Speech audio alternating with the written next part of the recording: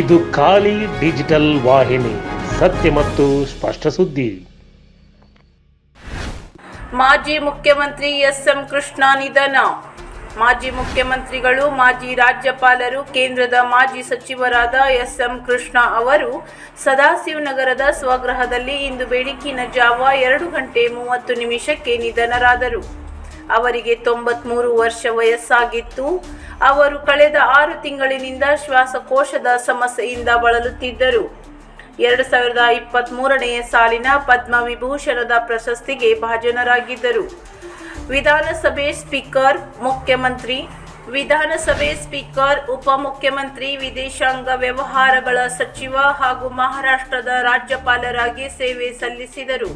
ಮೃತರ ಪಾರ್ಥಿವ ಶರೀರವನ್ನು ಸಾರ್ವಜನಿಕರ ಅಂತಿಮ ದರ್ಶನಕ್ಕೆ ಸದಾಶಿವನಗರದ ನಿವಾಸದಲ್ಲಿ ಮಂಗಳವಾರ ಇಡೀ ದಿನ ಇಡಲಾಗುವುದು. ಅವರ ಹುಟ್ಟೂರಾದ ಮಂಡ್ಯ ಜಿಲ್ಲೆ ಮದ್ದೂರಿನ ಸೋಮನಹಳ್ಳಿಯಲ್ಲಿ ಬುಧವಾರ ಬೆಳಿಗ್ಗೆ ನೆರವೇರಿಸಲಾಗುವುದು ಎಂದು ಕುಟುಂಬ ಮೂಲಗಳು ತಿಳಿಸಿವೆ. ರಾಷ್ಟ್ರ ನಾಯಕ, ಮಾಜಿ ಮುಖ್ಯಮಂತ್ರಿ ಎಸ್.ಎಂ. ಕೃಷ್ಣ ಅವರಿಗೆ ಖಾಲಿ ಡಿಜಿಟಲ್ ವಾಹಿನಿಯು ಅಗಲಿದ ಹಿರಿಯ ನಾಯಕರಿಗೆ ಭಾವಪೂರ್ಣ ಶ್ರದ್ಧಾಂಜಲಿ ಅರ್ಪಿಸುತ್ತಿದೆ. ಹಾಗೆ ಕರ್ನಾಟಕದ ರಾಜಕೀಯ ಇತಿಹಾಸದಲ್ಲಿ ಚಿತ್ರದಲ್ಲಿರುವ ಉಭಯ ರಾಷ್ಟ್ರೀಯ ನೇತಾರರು ರಾಷ್ಟ್ರಮಟ್ಟದಲ್ಲಿ ಶಕ್ತಿ ರಾಜಕಾರಣದ ಕೇಂದ್ರಬಿಂದುವಾದವರು.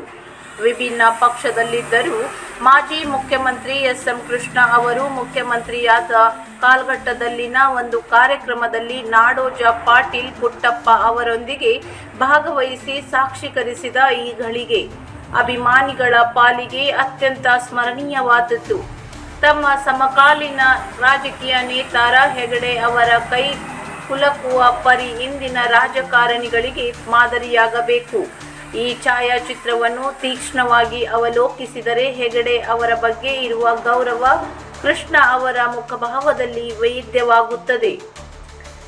ಕೈ ಕುಲುಕುವ ಧಾವಂತದಲ್ಲಿಯೂ ಎಂಥ ಪ್ರೀತಿ, ಗೌರವ ಎಸ್.ಎಂ. ಕೃಷ್ಣ ಅವರದು. ಕಳೆದ 5 ದಶಕಗಳಿಂದಲೂ ದ್ವೇಷದ ಲವಲೇಶವೂ ಇಲ್ಲದೆ ಸುದೀರ್ಘ ರಾಜಕಾರಣದಲ್ಲಿ ವ್ಯಕ್ತಿಗತ ನಿಂದನೆ ಮಾಡದೆ ವೃತ್ತಿ ಗೌರವವನ್ನು ಉಳಿಸಿಕೊಂಡು ಬೆಳೆದು ಬಂದವರ ಬಗ್ಗೆ ನಮಗೆಲ್ಲ ಹೆಮ್ಮೆ.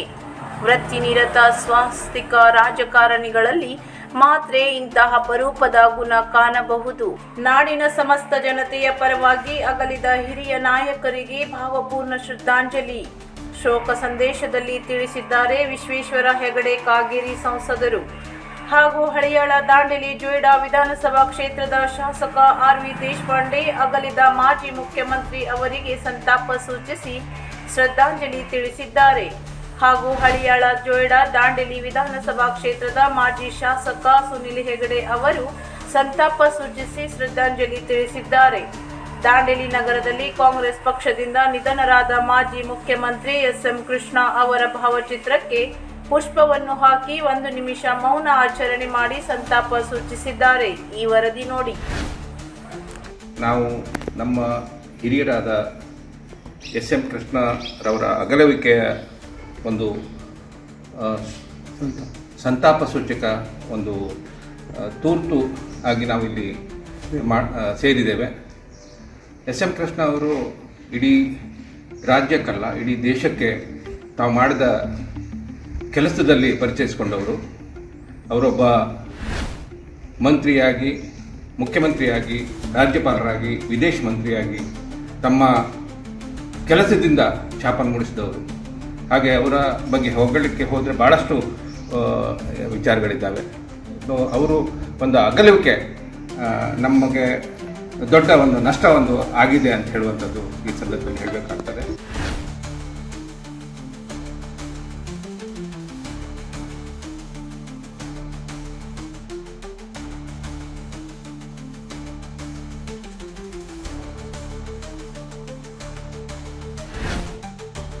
ನಮ್ಮ ಇಡೀ ದೇಶದಲ್ಲಿಯೇ ಪ್ರಥಮ ಬಾರಿ ITBTಯನ್ನು ಇಂಟ್ರೊಡ್ಯೂಸ್ ಮಾಡಿದಂಥ ಮಹಾನ್ ಧೀಮಂತ ನಾಯಕ ಎಸ್.ಎಂ.